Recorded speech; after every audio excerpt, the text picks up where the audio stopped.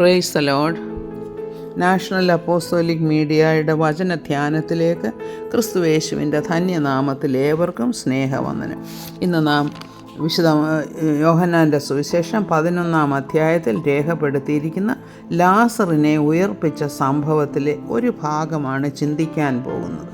ഒരു ഭാഗമെന്ന് വെച്ചാൽ ലാസർ ദീനമായി കിടക്കുന്നുവെന്ന് കർത്താവിന് അറിവ് കിട്ടി. എന്നിട്ടും അവിടെ വീണ്ടും 2 ദിവസം പാർത്തതിന് ശേഷമാണ് കർത്താവ് അവിടേക്ക് പോകുന്നത്. അപ്പോൾ അവർ എന്തുകൊണ്ട് ഈ വാർത്ത അവിടെ അറിയിച്ചു എന്ന് വെച്ചാൽ, കർത്താവ് വരണം, ലാസറിനെ സൗഖ്യമാക്കണം, തങ്ങളുടെ സഹോദരൻ ജീവിച്ചിരിക്കണമെന്ന് ആ സഹോദരിമാർ ആഗ്രഹിച്ചത് നിമിത്തമാണല്ലോ അങ്ങനെ ഒരു വാർത്ത അറിയിക്കുന്നത്. എന്നാൽ കർത്താവ് പറയുന്നത് എന്താണ്? ഞാൻ അവിടെ ഇല്ലാഞ്ഞതുകൊണ്ട് നിങ്ങളെ വിചാരിച്ച് സന്തോഷിക്കുന്നു, നിങ്ങൾ വിശ്വസിപ്പാൻ ഇടയാകുമല്ലോ എന്നാണ് പറയുന്നത്. അതിനു മുമ്പ് കർത്താവ് പറയുന്നുണ്ട് ലാസർ മരിച്ചുപോയി എന്ന്. അപ്പോൾ ലാസർ മരിച്ചുപോയി, അതുകൊണ്ട് ഞാൻ അവിടെ ആ സമയത്ത് ഇല്ലായിരുന്നു, അതുകൊണ്ട് ഞാൻ സന്തോഷിക്കുന്നു. നമ്മൾ വിചാരിക്കും എന്തുകൊണ്ടാണ് കർത്താവ് ഇങ്ങനെ പറയുന്നത്? ലാസർ മരിച്ചുപോയി, അപ്പോൾ കർത്താവ് സന്തോഷിക്കുന്നു എന്നാണോ അതിൻ്റെ അർത്ഥം? അല്ല, കർത്താവിന് അതിനെക്കുറിച്ചൊരു ഉദ്ദേശമുണ്ടായിരുന്നു. ലാസറിനെ ഉയർപ്പിക്കണമെന്ന് കർത്താവ് ആഗ്രഹിച്ചിരുന്നു. അത് ഒരടയാളമായിട്ട് താൻ ദൈവമാണ്, ദൈവപുത്രനാണ് എന്ന് മനുഷ്യരുടെ മുൻപിൽ പ്രൂവ് ചെയ്യാനായിട്ട് അതൊരവസരമാക്കി തീർക്കണമെന്ന് കർത്താവ് ആഗ്രഹിച്ചു. അതുകൊണ്ടാണ് കർത്താവ് അങ്ങനെ പറയുന്നത്.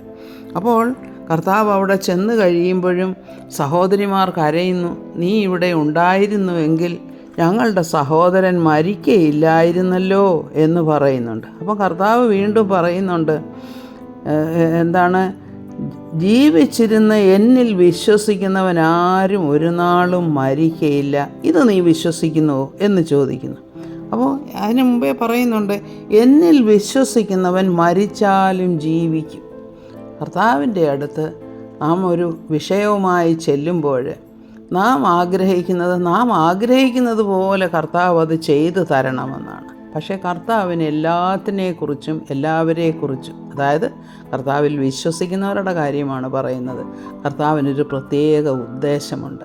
കർത്താവിൻ്റെ നാമം നമ്മുടെ ജീവിതത്തിൽ ഏറ്റവും മഹത്വീകരിക്കപ്പെടണമെന്ന് കർത്താവ് ആഗ്രഹിക്കുന്നു. അതിനുവേണ്ടിയുള്ള കാര്യങ്ങളാണ് കർത്താവ് നമ്മുടെ ജീവിതത്തിൽ ചെയ്യുന്നത്. പലപ്പോഴും നാം വിചാരിക്കും എന്തുകൊണ്ട് കർത്താവ് പ്രാർത്ഥന കേൾക്കുന്നില്ല? വളരെ വർഷങ്ങളായിട്ട് ഞാൻ ഇതിനു വേണ്ടി പ്രാർത്ഥിച്ചുകൊണ്ടിരിക്കുകയാണല്ലോ, എന്താ കർത്താവ് കേൾക്കാത്തതെന്നൊക്കെ നമ്മൾ ചിന്തിച്ചു പോകും. അപ്പോൾ കർത്താവ് എന്താണ് ആ സഹോദരിമാരോട് പറയുന്നത്? യേശു അവളോട്, അതായത് മറിയയോട് പറയുകയാണ്, വിശ്വസിച്ചാൽ നീ ദൈവത്തിൻ്റെ മഹത്വം കാണും എന്ന് ഞാൻ നിന്നോട് പറഞ്ഞില്ലയോ എന്ന്. അപ്പം കർത്താവ് നമ്മോട് എന്താ പറയുന്നത്? വിശ്വസിച്ചാൽ ദൈവത്തിൻ്റെ മഹത്വം കാണും എന്ന് വെച്ചാൽ നമ്മൾ വിശ്വസിക്കുന്നത് എന്താണെന്ന് ഉള്ളത് നമുക്കറിയാം. അത് കർത്താവിൽ നമ്മൾ ഭരമേൽപ്പിച്ചിരിക്കുകയുമാണ്.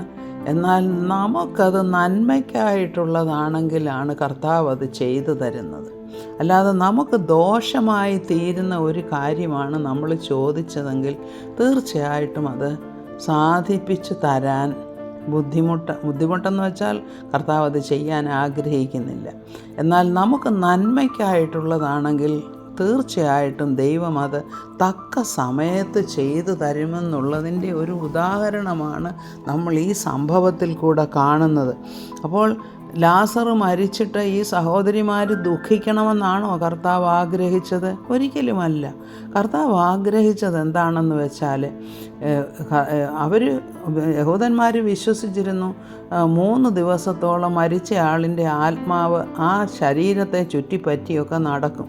അപ്പം കർത്താവ് അന്നേരം വന്ന് ജീവിപ്പിക്കുകയാണെങ്കിൽ അവർ വിചാരിക്കുക ഇത് നടപ്പുള്ള കാര്യമാണല്ലോ, ഇതിനകത്ത് എന്താണ് യേശു പ്രത്യേകമായിട്ട് ചെയ്തത്? എന്നാൽ 4-ാമത്തെ ദിവസമായപ്പോൾ ഇവിടെ പറയുന്നു, ഇപ്പോഴേ നാറ്റം വെച്ച് കാണും. അതായത് ഇനിയിപ്പോൾ ജീവിക്കാൻ യാതൊരു സാധ്യതയുമില്ലാത്ത ഒരവസ്ഥ. ആ അവസ്ഥയിലാണ് കർത്താവ് ലാസറിനെ ഉയർപ്പിക്കുന്നത്. ഇങ്ങനെ തന്നെ ആയിരിക്കും ഒരു പക്ഷേ പലരുടെയും ജീവിതത്തിൽ നമ്മൾ പലപ്പോഴും ചിന്തിക്കും, ഞാൻ ഇത്ര നാളായിട്ട് ഇത് പ്രാർത്ഥിച്ചുകൊണ്ടിരിക്കുകയാണല്ലോ, എന്തുകൊണ്ട് കർത്താവ് അത് ചെയ്തു തരുന്നില്ല? അത് നമുക്ക് നന്മയ്ക്കായിട്ടുള്ളതാണെങ്കിൽ തീർച്ചയായിട്ടും കർത്താവ് അത് ചെയ്തു തരും എന്നുള്ള ഒരു ഗ്യാരൻറ്റിയാണ് നമ്മൾ ഈ ഒരു സംഭവത്തിൽ നിന്നും മനസ്സിലാക്കുന്നത്.